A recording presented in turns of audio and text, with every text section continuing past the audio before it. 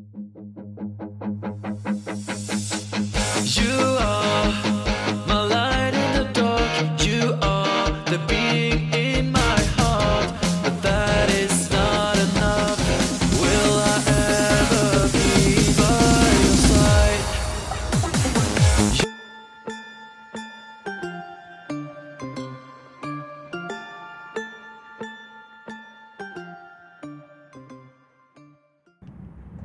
Boa tarde, pessoal. Para quem não me conhece, aqui é Bernadette Amaral do canal Mestre da Sua Saúde, um canal que quer que você se torne o senhor da sua própria vida, o mestre da sua própria saúde. E hoje eu tenho a honra de estar aqui ao lado da doutora Ana Tereza Dimas de Souza, psicóloga há 15 anos. Ela é especialista em terapia sexual e bioenergética e ela também tem um canal de saúde, Singular Saúde Psicologia. Espero todos vocês lá, inscrevam-se que vocês vão gostar muito, tem muita informação boa para vocês. E hoje eu pedi para ela esclarecer para a gente uma dúvida que eu tenho há muito tempo. Por que muitas pessoas tomam uma decisão e não vão até o fim na sua decisão, não perseveram? Elas dizem, eu preciso tanto emagrecer, eu quero fazer dieta, eu quero cortar o açúcar. Ficam uma semana sem açúcar e desistem e não vão adiante. Então a minha pergunta é, por que é tão difícil decidir e mais difícil ainda perseverar? E aí eu te pergunto, o que é mais difícil para você? As pessoas buscarem saúde ou emagrecimento? Mas você acha que tem alguma diferença na dificuldade? Aquelas pessoas que procuram emagrecer, não conseguem, ficam no efeito sanfona, que é exatamente isso que você me falou. Elas vão, não perseveram, voltam, começam a agir como antes. O que é mais difícil? Buscar um emagrecimento perene ou a saúde? Eu sei que para nós é a mesma coisa, mas para as pessoas são elementos diferentes e dão no mesmo resultado. Qual? A falta de perseverança, a falta de permanência numa decisão, ou aquilo que a gente poderia chamar de uma decisão menos consistente, uma decisão mais comprometida. Quem compromete a decisão? Vamos fazer um preâmbulo aqui e tentar entender a nossa mente em 3 dimensões diferentes. A gente pode entender o nosso funcionamento cerebral do ponto de vista bioquímico, elétrico, fisiológico, mas aqui para ficar mais fácil, mais simples para todo mundo entender, vamos imaginar que a nossa mente esteja dividida em instâncias: pai, adulto e criança. Isso é assim para todos nós até o fim da vida. Quando a gente é criancinha mesmo, não existe a dimensão adulto. À medida que a gente vai amadurecendo, existem as 3 dimensões. No ponto de vista ideal, elas seriam do mesmo tamanho. Existiria um equilíbrio entre o pai interior que eu tenho dentro de mim, o adulto e a criança. Quem são esses? O pai é quem me determina os limites, quem me mostra os caminhos, quem me estimula, quem me ensina, quem me orienta. Isso a gente vai internalizando ao longo do tempo. A gente tem vários pais, o real e os mestres, os professores, autores de livros. Esse é o nosso pai interno. Dentro da gente também tem uma porção adulta, que é aquele que raciocina, que funciona de acordo com a lógica, que usa a inteligência e que é frio. E dentro da gente também existe a porção criança, que tem as emoções, os quereres, que quer o prazer imediato. Se eu fosse fazer uma ligação fisiológica entre a dimensão abstrata da criança e o cérebro, eu ligaria com a amígdala, com o nosso sistema límbico. Só para você entender que essa porção da criança, ela é a mais difícil de ser trabalhada, porque ela está alicerçada literalmente no nosso sistema mais primitivo a nível cerebral. Ou seja, é mais difícil eu mexer nesse circuito emocional, aonde está a criança, do que no circuito cognitivo, aonde está o adulto. E aí você me pergunta, por que as pessoas não perseveram numa decisão? Por que a decisão delas é rasa, é inconsistente, não leva para uma ação transformadora? Porque tem um comprometimento da criança aí. Se eu fosse simplificar a resposta, claro que a gente poderia até escrever um livro sobre isso, mas existe uma criança sabotando. Algumas pessoas chamam de autossabotador.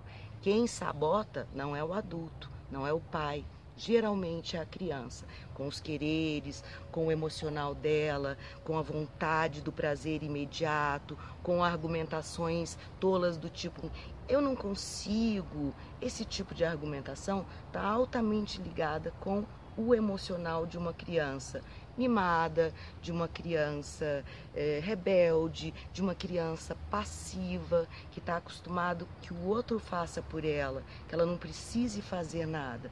Então, é possível, por exemplo, você encontrar adultos que têm uma autoestima que você considera, olhando assim, como super positiva, e de repente ele não tem uma vontade consistente para fazer uma mudança. Quando você vai analisar de pertinho, tem uma criança bem grandona dentro daquele adulto e essa criança manda: ai, hoje é dia de feijoada, ai, agora eu gosto de fazer tal coisa, eu adoro dormir às 2 da manhã. E a criança vai prevalecendo nos quereres. Então, é muito importante que a gente busque um equilíbrio entre essas dimensões da gente, pai, adulto e criança, para, na decisão de mudança, eu ter uma consistência do adulto, do racional. Se eu for usar a minha criança, eu vou usar um pouquinho do medo dela, porque o medo ajuda na mudança. Medo de um diagnóstico que você teve, medo de um resultado que você quase chegou, e a raiva. A raiva faz você agir. A gente muitas vezes imagina que a raiva é ruim, ela é um elemento nocivo. Não, o que é nocivo é violência. O que é agressividade? É a nossa capacidade de agarrar alguma coisa. A agressividade é uma coisa boa. Você não vai ser violento, não vai agredir alguém. E a agressividade está alicerçada na raiva. E a raiva é o que faz a gente agir. Você já viu alguém agindo quando está lá morrendo de dar risada? Não. Chorando? Não. Medo? Medo faz a gente fugir ou lutar. Então leva alguma ação. E a ação maior é a raiva. Se você tiver raiva de um elemento seu, de um elemento exterior, isso aí é muito imponderável a gente saber o que acontece, você tem um elemento fundamental para a ação. Quando a gente fala em mudança de estilo de vida, a gente fala em transformação. Mudança é a palavra que a gente escolhe para ficar mais fácil. Por que mudar é tão difícil? Por que mudanças são tão difíceis? E a gente salienta que mudar estilo de vida é difícil, porque fazer uma mudança uma vez, 2 vezes, todo mundo consegue. Agora, quando é mudança de estilo de vida, é mudança de hábito. Hábito é aquilo que você faz todos os dias, ou seja, sempre, frequente, perene, permanente, que nem escovar dente, tomar banho, etc. Quando é mudança de hábito e estilo de vida, aí é transformação. Olha a palavra, transformação. Termina com ação. Eu transformo a mim mesmo. Os resultados vêm, eles são super motivadores. Você, como uma instrutora de saúde, sabe disso. Quando a gente vive na pele a recuperação de saúde, você fica tão empolgada, tão entusiasmada com os resultados. Energizada. Você fala, nossa, será que eu fiquei mais inteligente? O meu cérebro está melhor, a minha libido está melhor, eu estou mais alegre, eu estou mais feliz. Quando você sente isso na pele, isso te motiva, isso te estimula a continuar no caminho. Mas você já tinha chegado num patamar de medo, de raiva e de atitude, onde a sua decisão tinha todos esses elementos emocionais, mais um componente racional forte do adulto, um mestre que te ajudou nas soluções do quebra-cabeça todo, e aí você partiu para ação. Acho que para o nosso canal de saúde, a gente deveria focar na palavra transformação, porque mudança não é suficiente. Mudança é aquilo que você faz, por exemplo, quando você compra um curso e não faz o que ele recomenda.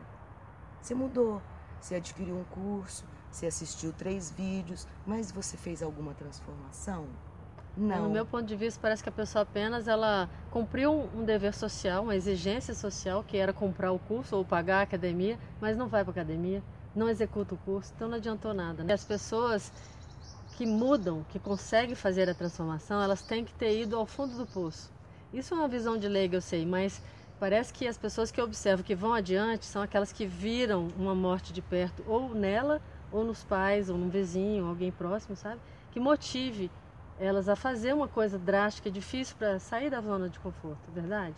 É verdade. Eu acho que isso é um elemento muito importante, mas para complicar seu raciocínio, eu vou te dizer que eu já vi pessoas fazendo mudanças sem estarem no fundo do poço. Apenas com sintomas, com desconforto ou com incômodo com a estética, porque estão acima do peso, sem estarem no fundo do poço, já vi chegando lá. Por isso que a gente tem dificuldade em estabelecer uma fórmula mágica que dê o caminho das pedras para todo ser humano, porque cada um vai ter um elemento envolvido. Então tem muita gente que vai precisar chegar no fundo do poço, porque daí, depois do fundo você só tem como ir para cima, só tem como melhorar. E eu já vi sim gente com mais motivação, mais determinação, gana, raiva, adulto envolvido, diálogo interno, persistência, e que não estava no fundo do poço e conseguiu fazer a mudança. Sabe o que eu tenho observado também? É que as pessoas que eu vejo vencerem são aquelas que assumem as rédeas, por isso que eu tento transmitir isso para as pessoas. Sim. Elas são as donas, né? Elas que decidem, elas que vão para a cozinha, elas que preparam a sua comida. É verdade, né? É verdade. Têm uma postura mais proativa. Totalmente. Então elas recuperam melhor e vão adiante no sonho, no que elas... É mais ou menos isso que você dá como título do seu canal, isso. Mestre da Sua Saúde. Enquanto você não for o autor, o mestre da sua doença e da sua saúde, você não faz nada. Quando você deixa na mão de outro, já não dá certo. Não. Porque a pessoa que vai te falar... Nem para um psicólogo, nem para nada, nem para um avatar. Se você tiver algum mestre já morto, Osho, Yogananda, Jesus, São Francisco, Buda, tantos mestres, nenhum deles vai fazer nada por você. Eles vão te inspirar, eles vão te iluminar o caminho. Toda ação vai ser sempre daquela pessoa, do indivíduo. Seja a ação na doença, então ele entrega. Ele não é autor da vida dele, nem da doença. Ou no processo de saúde, que ela venha do céu, que ela apareça como um milagre. E a saúde não é um milagre. Isso, antes de amor, antes de paz, antes de tudo, se deseja saúde. Eu ouço muito uma pergunta dos meus seguidores lá no canal, que é assim, doutora Bernadette, por onde eu começo? Eu quero ter saúde, por onde eu começo? Eu digo sempre que assim, primeiro você tome a decisão. Quando você tomar a decisão que você quer ter saúde, aí você me procura, porque, voltando à decisão, né? Porque como é que a pessoa quer ir adiante de um projeto difícil, que não é coisa fácil fazer uma mudança desse porte, né? Mudar o que se fez durante 50 anos errado, uma vida inteira. Como é que eu vou mudar de hoje para amanhã? Mas eu quero muito, então tomou a decisão? Se você não tomou, procura um psicólogo, vou te mandar lá uma pessoa. Existem técnicas para sair disso? Existem técnicas, existem formas, abordagens, e a gente tem que adaptar para cada personalidade, para cada pessoa. Eu acho que o mais fundamental é a pessoa entender que ela é a autora da saúde dela, que o problema dela não está nas minhas mãos, não está entregue para mim. Ela pode fazer 2 meses, 3 meses de acompanhamento, e ela entender que se a gente está falando de transformação, é uma mudança muito grande, né? Não é uma mudança pequena, é uma mudança de estilo de vida, então é uma transformação. Eu tenho um elefante para comer pela frente. Eu tenho que mudar a hora de dormir, hábito de acordar, o que eu como, a hora que eu como, a quantidade que eu como, o exercício que eu faço. Então, é um elefante. Se você entrega essas informações todas para a pessoa de uma vez só, ela foge. Então, eu acho que um ponto muito fundamental e uma dica essencial é você tem um elefante pela frente para atacar, para comer, você vai dar uma mordida de cada vez. Então, hoje a minha meta é diminuir a quantidade de comida. Depois a minha meta é deixar de dormir meia-noite e trazer meu horário para as 10. Isso tudo é muito difícil, não é fácil. Por isso que você deve ir um passo de cada vez. Se você se coloca como objetivo, vou dormir mais cedo, vou comer assim, vou não sei o quê, 10 coisas que você não estava acostumado, você não faz. Um passo grande demais, né? É um passo grande a pessoa demais. desiste. Então, o que a gente pode recomendar para essas pessoas que querem mudar? Primeira coisa, Tomar decisão? Segunda coisa, conversar com a sua criança interior. Ah, isso. Chamar a sua criança interior e falar, querida, querido, vem, porque não sou eu que vou conversar com a sua criança interior. Não é doutor Uronal. Não é nenhuma autoridade, nenhum nutrólogo. É você, é o seu adulto que vai chamar a sua criança interior e falar, querida, agora não. Você não vai ter vez agora. Agora quem está decidindo aqui sou eu. Então é um diálogo interno. É um processo interno. Por isso a gente volta naquele ponto. A pessoa precisa ser autora da vida dela. Eu estou com o comando da minha vida. Então eu preciso conversar com a minha criança. Não é meu pai, meu colega, meu melhor amigo, meu parceiro, meu marido, minha mulher que vai conversar com a minha criança. Vai falar, você está sendo mimado, você está sendo bobo. Não, é você, com você mesmo. Então esse processo precisa estar minimamente equilibrado para dar consistência para a sua decisão. Decisão tomada, estratégia. Não vai atacar um elefante de uma vez só, numa bocada só. Escolhe estratégias. Passo de cada vez é uma estratégia. E depois de quanto tempo você acha que a pessoa já pode considerar que ela está num novo hábito? Aqueles 21 dias ou não? Olha, a velocidade dos processos varia muito, é muito individual. Mas o resultado inevitavelmente vem quando a pessoa age. Você deve ter sentido isso por você, Sim. Eu senti em mim, eu sinto com as pessoas que eu acompanho. E quando o resultado vem, ele é seu motivador. Você sentiu isso também? Senti. Inclusive as pessoas me falam muito do sabotador. Ah, porque meu marido me sabota, meu namorado fica me sabotando porque traz coisa gostosa pra gente comer. Não tem, doutora Ana, não tem ninguém que me sabote, porque o benefício que eu sinto é tão grande que não tem quem me faça querer voltar ao que eu era antes. É verdade. Porque eu melhorei demais. Eu te dou um exemplo pessoal, por exemplo, fui sempre uma pessoa alucinada com açúcar, compulsiva com açúcar. Mas há muitos anos atrás, por intuição, alguma coisa me levou a tirar o açúcar. E eu tirei o açúcar da minha vida. Pensei que eu ia morrer. Nos primeiros 3 meses eu literalmente queria morrer. Depois de 3 meses, aquilo já tinha mudado. Depois de 1 ano, eu não queria comer açúcar de jeito nenhum. E se você me desse, dava repugnância, porque você faz a modificação. Então, a gente alimenta crenças de que não consegue deixar um determinado... Eu já vi isso muito com cerveja. Quem adora cerveja acha que nunca vai ficar livre da cerveja. Você fica livre da cerveja. Eu não viro para uma pessoa que é doido com cerveja, bebe todo dia e falo, para, imediatamente. Só se essa pessoa tiver uma veia mais radical, as pessoas não têm. O que eu falo? Diminui a cerveja, deixa só na sexta, troca a cerveja por um vinho, vamos fazendo passo a passo, vamos fazendo uma mudança delicada para você mesmo. Se a pessoa fala, não, quero cortar tudo de uma vez, é assim que funciona melhor para mim, aí eu vou junto. Mas normalmente o mais comum que a gente vê é um processo delicado ter mais resultado a longo prazo do que na pauleira. Na pauleira, muita gente vai E larga. Ou seja, vamos levar em consideração a personalidade, mas vamos tomar a decisão, criar a estratégia, cada um cria a sua, né? Tomar as rédeas da sua própria vida e ser o senhor do seu destino. e dominar a criança interior que faz birra, boicota e cria rolo para sua vida. E por que algumas pessoas têm essa criança interior mais forte? Isso é alguma coisa do passado delas? Sim, com certeza. O tamanho, a dimensão de cada instância dessas dentro de nós é um resultado da nossa vida inteira. Então começou lá na infância, veio de acordo com o nosso ambiente doméstico, com as experiências de vida que a gente teve, tanto pessoal como profissional. Então essas dimensões vão tomando um tamanho específico dentro de cada um de nós em resultado da vida que a gente teve. Do pai real que você teve, do pai que você internalizou.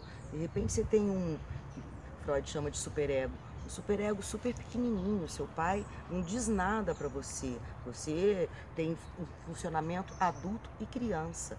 De repente é o contrário. Então isso é possível de você verificar.